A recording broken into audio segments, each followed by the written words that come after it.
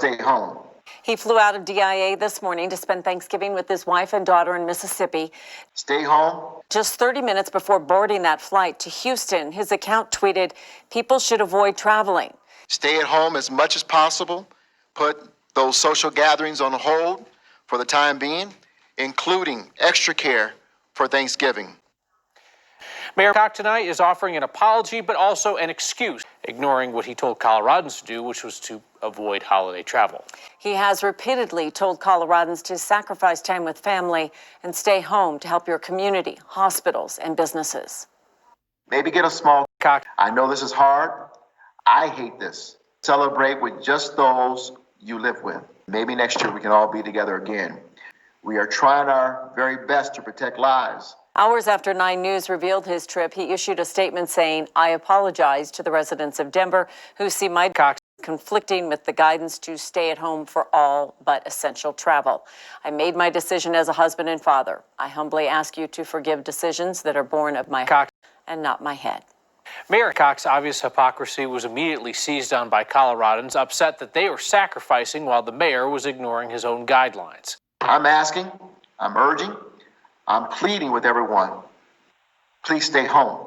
And shortly after the tweet, Michael Cox got on a plane for unessential travel. This hypocrisy from the mayor of Colorado's capital city has led to national headlines. It's fuel for those who have downplayed the pandemic's severity. He is telling us to do one thing and then doing the other.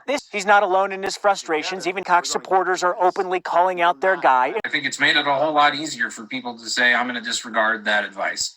Because Cox went against his own orders, residents should stop listening to him. The advice from medical experts coming out of Cox's mouth may now be taken with a grain of salt. The mayor admitted in his statement that he made a decision, quote, born of my heart, not of my Cox's mouth, but his actions on this pandemic Thanksgiving may stick in people's minds in the coming months. Stay home. And then he goes behind our backs. Stay home. In Denver, Democratic Governor Jared Polis, who stood shoulder to shoulder with his fellow Democrat Mayor Cox to introduce new restrictions last week, repeatedly declined today to criticize Cox's hypocrisy. Done before. I've not had any conversations with the mayor about his Cox's mouth. And that's because it's very hard. The governor has criticized other Coloradans as bad actors and selfish bastards. The governor would not answer today when he was asked if he'll have Mayor Cox at his side for future briefings.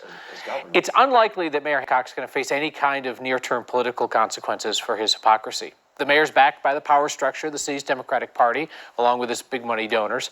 A recall is unlikely, and Denver City Council doesn't have much power to do anything other than scold the mayor. Cox is term limited, though he's widely expected to seek higher office in the future. I can't say for sure, but it's probable that will be the case. Can you imagine yourself taking the Cox's mouth? Yeah, but you don't have to have it crowded. Can you imagine yourself having large Cox as the president has begun doing? No, you asked me two things. Number one, can I imagine being in a situation where we're able to do that?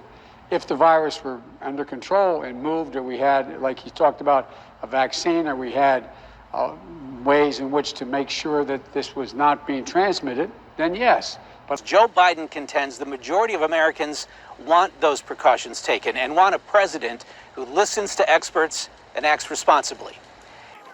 No, they didn't. But you can imagine what it'd be like if they did, right? Huh?